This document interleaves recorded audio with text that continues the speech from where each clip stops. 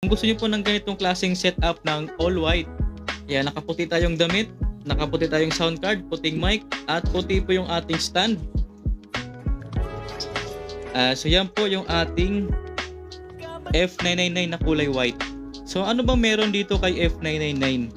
Ayan, so gagamitan natin siya ng pop mode. A sound check, mic testing. Ayan, yung ating po mga sound card mga idol, meron po siya mga sound effects. So si F999 po ay meron po siyang 16 na sound effects, yung kagaya po nito.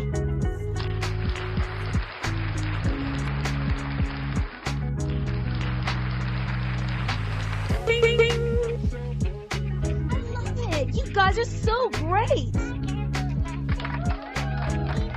So yan po yung laughter. Ito pala. Ayan, so yan po yung kanyang mga sound effects. Tapos pwede rin po tayong gumamit dito ng voice changer. So ito naman po yung kanyang voice changer. Female voice. Ayan, so Ito naman po yung kanyang unang boses natin. Yan po yung ating female voice. Yan, kapag ka nakapanseto yung boses natin ay ganyan po yung kanyang boses. Pero kapag ka normal voice ay ganito naman po yung ating boses. Bawasan ko na yung treble natin. Baka masyadong matinis, no? Tapos konting kapal na lang din ang boses. Hindi kapal ng mukha, boses lang. Yan. Tapos kapag pipindrin din sa uli para sa voice changer po natin kagaya nito. Male voice. Yan, so ganyan naman po kung sakali gusto nyo yung ganitong boses, yung medyo malakas or malaki. Yan, so voice changer lang po yung gamit natin. Kung gusto nyo naman maging bata, pinpin nyo lang po siya uli. Lolly voice. So, kapag gusto nyo naman maging boses bata, ayan, ganito naman po yung boses natin. So, pipindutin nyo lang po yung kanyang voice changer. So, pang-apat, Monster voice. Ito naman po, kapag monster voice naman po siya. Yan, so kung mahilig kayong gumawa ng mga horror story, pwede kayong gumamit ng ganitong voice changer. Okay, balik tayo sa ating boses natin.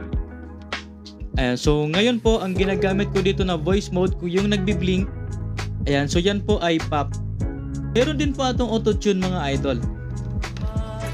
Ayan, pindutin nyo lang pong part na to. May nakalagay po dyan, electronic sound. Ayan, so yeah, yeah, yeah. XP, kalimutan mo na yan. Sige, sige, maglibang. Ang problema ay itawa lang. Yeah. So yan po yung auto-tune po natin. Alright, so balik tayo sa ating pop mode. Yay! I wanna treat you like a queen. Diba? Para siya, nagwi-wave siya sa dulo. Ayan, so ganyan naman po kapag gusto ninyong gumamit. Kung halimbawa po ay gumagawa kayo ng mga record, gumagawa kayo ng mga voice over. Ayan, so pwedeng kayong gumamit